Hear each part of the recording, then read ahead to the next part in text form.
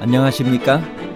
인생의 복잡한 문제들을 말씀으로 단칼에 해결해주는 김종근 목사의 쾌도 남마입니다.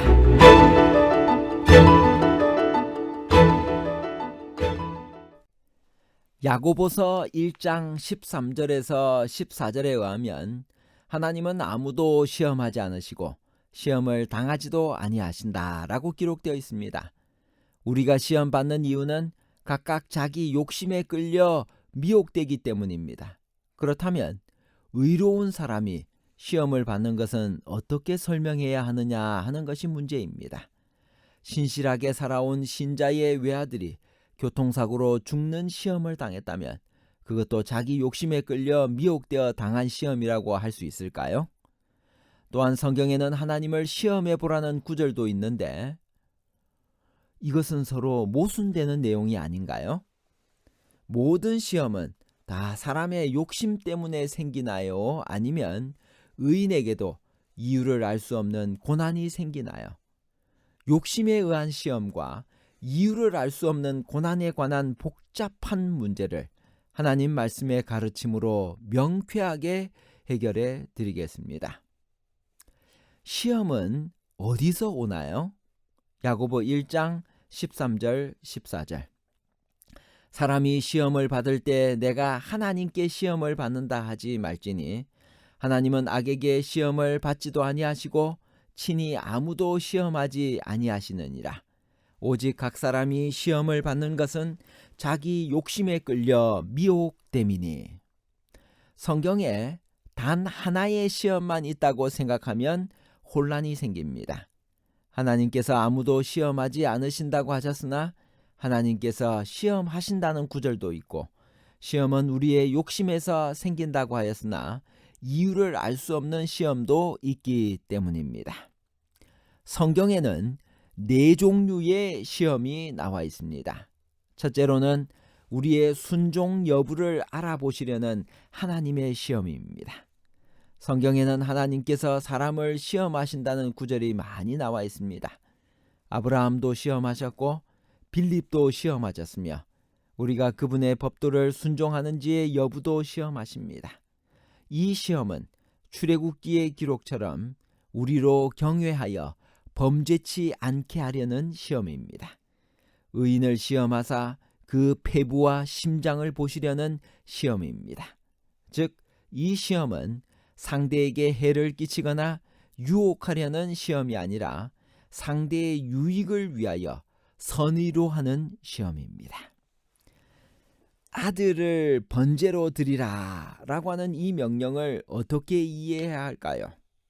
하나님은 사람을 시험하는 분이신가요? 그것도 사람의 생명을 요구하는 그런 신이신가요?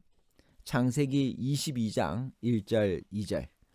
그 일 후에 하나님이 아브라함을 시험하시려고 그를 부르시되 아브라함아 하시니 그가 가로되 내가 여기 있나이다. 여호와께서 이르시되 내 아들 내 사랑하는 독자 이삭을 데리고 모리아 땅으로 가서 내가 내게 일러준 산 거기서 그를 번제로 드리라. 성경은 자식을 신에게 바치라고 가르치나요? 레위기 18장 21절. 너는 결단코 자녀를 몰렉에게 주어 불로 통과하게 하므로 내 하나님의 이름을 욕되게 하지 말라. 나는 여호와이니라. 모세는 이스라엘 자손은 물론이요 심지어 이스라엘에 거하는 타국인일지라도 자식을 신에게 바치면 반드시 죽이고 돌로 칠 것이라고 명령했습니다. 하나님이 아브라함을 시험하시려는 이유와 목적은 무엇인가요? 왜 하나님은 아브라함에게 이삭을 번제로 드리라는 시험을 주셨나요? 창세기 22장 1절.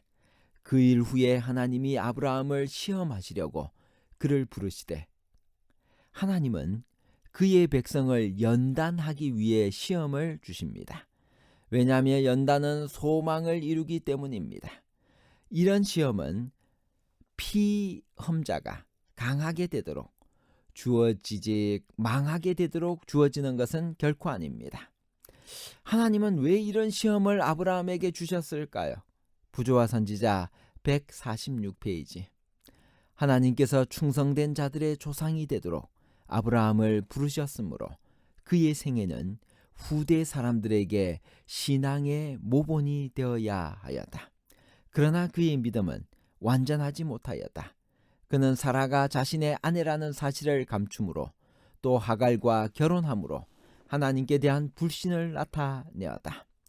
그로 가장 높은 표준에 도달할 수 있도록 하기 위하여 하나님께서는 일찍이 사람이 견디도록 부름을 받은 시험 가운데 가장 견디기 힘든 다른 시험을 당하게 하셨다. 창세기 12장 19절 내가 어찌 그를 누이라 하여 내가 그를 데려다가 아내를 삼게 하였느냐. 내 아내가 여기 있으니 이제 데려가라 하고 창세기 20장 2절 그의 아내 사라를 자기 누이라 하였으므로 그랄 왕 아비멜렉이 사람을 보내어 사라를 데려갔더니 아브라함은 밤의 이상 중에 모리아 땅으로 가서 그에게 보여주게 될 산에서 그의 아들 이삭을 번제로 드리라는 지시를 받았습니다. 이 명령을 받을 때 아브라함의 나이는 120세였습니다. 그는 그의 세대에서도 노인으로 간주되었습니다. 그는 젊은 시절에는 어려운 일도 견디고 위험한 일도 용감하게 밀고 나갈 만큼 굳센 사람이었으나 이제는 청춘의 열정도 사라져버렸습니다. 무덤을 향하여 비틀거리는 발걸음을 옮겨놓는 노년에는 낙담케 할 곤란과 고통도 성년의 활력이 왕성할 때에는 용감하게 맞이할 수도 있었습니다. 그러나 노령의 짐이 그를 짓눌러서 그가 걱정과 수고에서 쉬기를 바랄 때까지 하나님께서는 아브라함에게 있어서 가장 혹독한 시험이었던 당신의 마지막 시험을 보류하셨습니다.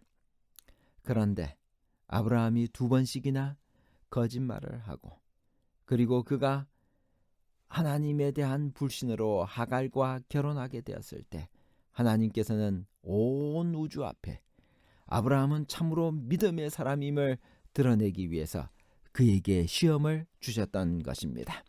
둘째로 하나님께서 직접 주시지는 않지만 특별한 목적을 가지고 허락하시는 고통을 수반하는 시험이 있습니다. 이 죄악 세상에는 도처에 시련과 시험이 있습니다. 하나님께서 특별히 보호하시지 않으시면 우리는 그 시험을 피할 도리가 없습니다. 그런데 하나님께서 어떤 시험은 우리에게 이르도록 허락하시어 우리를 단련하시는 도구로 사용하시는 것입니다. 어떤 때는 우리의 그릇된 행실을 고치기 위해서도 시험을 허락하십니다. 하나님의 아들께서도 이 세상에 계실 때 시험을 받아 고난을 당하셨으며 그가 아들이시라도 받으신 고난으로 순종함을 배우셨습니다. 그렇기 때문에 하나님께서 허락하시는 시험은 결과적으로는 오히려 우리에게 유익이 됩니다. 그야말로 은같이 연단하며 금같이 되도록 시험하시는 것입니다. 셋째로 사탄이 주는 시험이 있습니다. 욥의 경우가 그 대표적인 예입니다. 이 시험은 악의에서 나오는 시험입니다. 사람을 견딜 수 없는 시험에 빠뜨려 하나님을 원망하고 떠나게 하려는 것이 사탄이 사람을 시험하는 목적입니다. 그러므로 가장 비정하고 무서운 시험입니다. 이 시험은 욥의 경우처럼 항상 고통을 수반하는 것은 아닙니다. 어떤 때는 달콤하고 저항하기 힘든 유혹의 형태로도 옵니다. 예수께서 받으신 가지가지의 형태의 시험은 아마도 사탄으로부터 직접 왔을 것입니다. 하나님을 의지하고 전적으로 그에게 순종하지 않는 사람은 사탄의 시험에서 승리할 수 없습니다. 그래서 하나님의 아들께서도 받으신 고난으로 순종함을 배우셨습니다.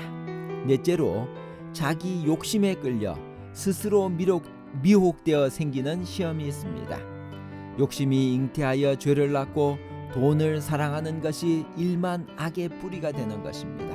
자기의 부절제한 생활로 병에 걸리는 것도 이 범주에 들어갈 것입니다. 결론입니다. 첫 번째, 성경에는 4종류의 시험이 나와 있습니다. 첫째로는 우리의 순종 여부를 알아보시려고 하시는 하나님의 시험입니다. 둘째로 하나님께서 직접 주시지는 않지만 특별한 목적을 가지고 허락하시는 고통을 수반하는 시험이 있습니다. 셋째로 사탄이 주는 시험이 있습니다. 넷째로 자기 욕심에 끌려 스스로 미혹되어 생기는 시험이 있습니다. 둘째, 야고보서 1장 13절 14절의 시험은 네 번째 범주, 자기 욕심에 끌려 스스로 미혹되어 생기는 시험이라고 볼 수 있습니다. 셋째, 따라서 모든 시험이 다 사람의 욕심 때문에 생기는 것은 아니며 의인에게도 이유를 알 수 없는 고난이 많은 것입니다. 죄악 세상에 살기 때문에 피할 수 없이 밀려오는 시험이 있으며 혹은 욥의 경우처럼 사탄이 주는 시험 때문에 당하는 고통도 있습니다. 감사합니다.